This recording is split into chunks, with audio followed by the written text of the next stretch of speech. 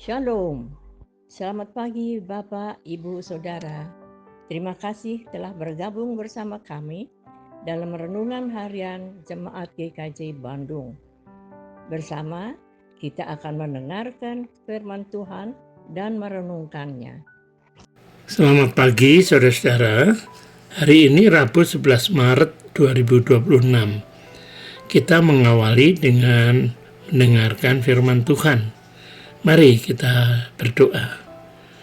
Bapa Surgawi, kami mempersilahkan Tuhan menyapa kami melalui firman-Mu, dan supaya firman itu menjadi pedoman dalam kehidupan kami, khususnya hari ini.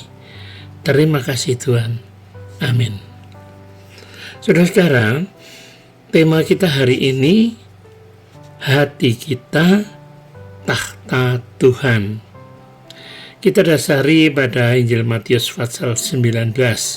Silakan dibaca ayat 16 sampai ayat 26. Saya bacakan ayat yang ke-21. Kata Yesus kepadanya, "Jikalau engkau hendak sempurna, pergilah, juallah segala milikmu, dan berikanlah itu kepada orang-orang miskin, maka engkau akan beroleh harta di sorga. Kemudian datanglah kemari, dan ikutlah aku." Saudara-saudara, orang muda yang datang kepada Yesus dalam bacaan tadi mungkin punya filosofi hidup: muda kaya raya, tua bahagia, mati masuk surga. Tapi hasilnya bagaimana? Sungguh mengejutkan. Orang muda itu harus pulang dengan kecewa. Nah, ada beberapa hal yang dapat kita renungkan di sini. Pemuda itu menyangka bahwa perbuatan baik dapat mengantarnya masuk surga. Ayat 16.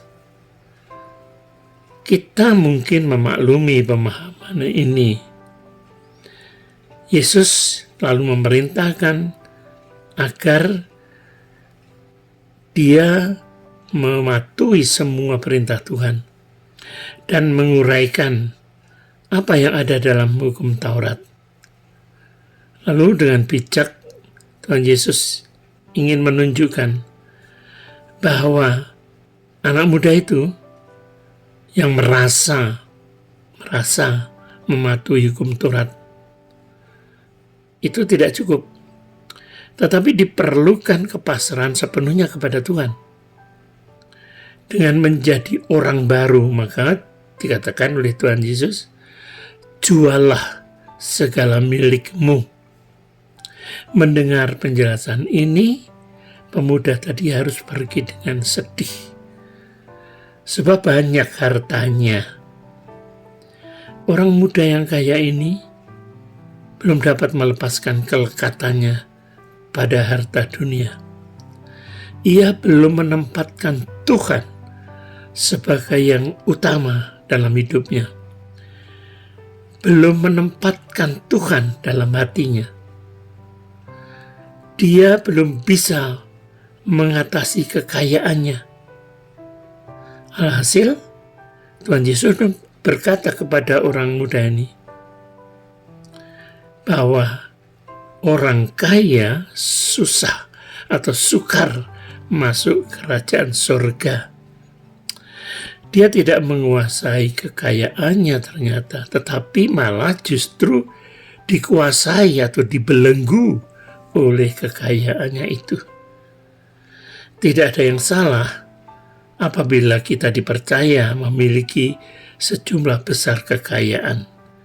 Tetapi masalahnya, apakah kekayaan itu mengikat kita sehingga menggantikan posisi Tuhan di dalam hidup kita?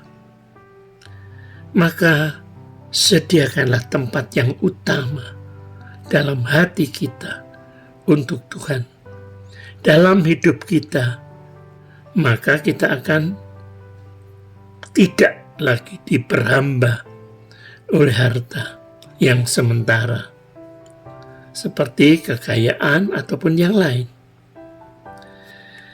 Kekayaan yang fana bisa jadi merintangi kita meraih kekayaan yang abadi. Mari kita berdoa.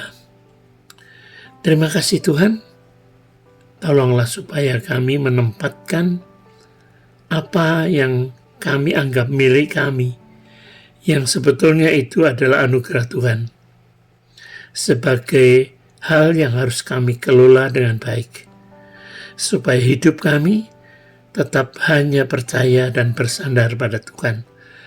Tuhanlah yang bertakhta dalam hati dan pikiran dan hidup kami. Terima kasih Tuhan. Amin.